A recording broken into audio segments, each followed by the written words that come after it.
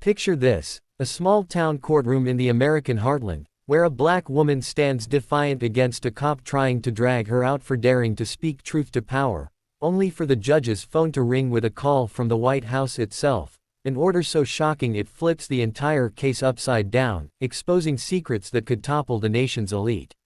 If this grabs you by the collar, and it will, hit that subscribe button now for more pulse-pounding stories of justice, betrayal, and redemption that resonate from the streets of the USA to the UK's bustling cities. Don't wait, join thousands of readers hooked on these electrifying tales. Subscribe today. In the dusty, oak-paneled courtroom of Willow Creek, Tennessee, where the air smelled of old wood and older grudges, Amara Jenkins, a 38-year-old black civil rights lawyer, stood before Judge Amos Hargrove, her voice steady as she argued for her client, a local activist named Marcus Tate, wrongfully arrested for protesting a factory poisoning the town's river. It was a sweltering July morning, the kind that made sweat bead on foreheads and tempers flare, and the room buzzed with tension. Locals packed the pews, some supportive, others clutching their pearls at Amara's audacity to challenge the town's entrenched power. Officer Lyle Benton, a burly cop with a history of roughing up protesters, loomed by the door, his eyes fixed on Amara with barely veiled contempt. Marcus's case was flimsy, arrested on trumped-up charges of inciting a riot, when he'd only organized a peaceful march. But the factory owner, Gerald Winthrop, was the town's biggest employer and a donor to every politician from Willow Creek to Nashville. Amara, who'd returned to her hometown after a decade in Chicago fighting for justice, knew the deck was stacked. She'd uncovered evidence of Winthrop's illegal dumping, backed by lab reports showing toxins in the water linked to a spike in local cancer cases, including her own mother's.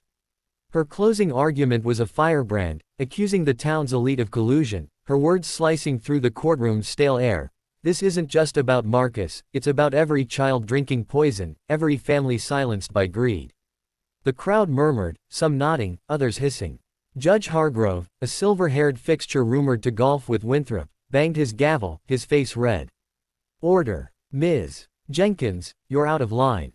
He barked, but Amara didn't flinch, citing case law and waving the lab reports. That's when Benton stepped forward, ordered by Hargrove to remove her for contempt. The room gasped as he grabbed Amara's arm, her heels scraping the floor, her briefcase spilling papers. Spectators shouted. Marcus leapt up, only to be restrained. Amara's eyes blazed, her voice cutting through. You can't silence the truth, Lyle. Then, a piercing ring shattered the chaos. The judge's desk phone, an old rotary model, trilled insistently. Hargrove froze, then answered, his face draining of color. Yes, sir, the White House. I understood, he stammered, hanging up. The courtroom fell silent as he cleared his throat. Ms. Jenkins, you're released. This court has new information. Benton's grip slackened, his jaw dropping. Amara straightened, heart pounding, as Hargrove revealed a federal investigation had just been launched into Winthrop's factory, triggered by a whistleblower's tip to the EPA, escalated to the White House after intercepted emails linked Winthrop to a senator's campaign. The call, a direct order from a presidential aide to halt Amara's removal. She was now a protected witness. The twist deepened. The whistleblower was Marcus's sister, Lena, a factory worker who'd smuggled documents to Amara, risking her life.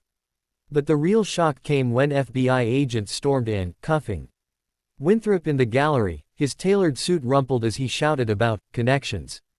Amara's evidence, it turned out, had reached a journalist in D.C., whose exposé hit national news that morning, prompting the White House's intervention. The town reeled, Winthrop's empire crumbled, revealing a web of bribes tying him to Hargrove, Benton, and even the sheriff, all arrested by week's end. But a darker twist awaited. Amara discovered Lena had been threatened by a shadowy fixer tied to the senator, who'd vanished after the arrests. Digging deeper, Amara uncovered a ledger in Winthrop's office, hidden in a safe, listing payments to a D.C. lobbying firm that funneled money to offshore accounts. The senator, a rising star, was implicated in a national scandal, his career torpedoed. Willow Creek transformed, cleanup crews arrived, the river tested safe within a year, and Marcus, freed, led a community coalition to rebuild trust. Amara, hailed a hero, stayed, opening a legal clinic, her mother's memory fueling her fight. The White House call, later revealed as a favor from a former law school ally now in the administration, became local legend, a spark that ignited justice.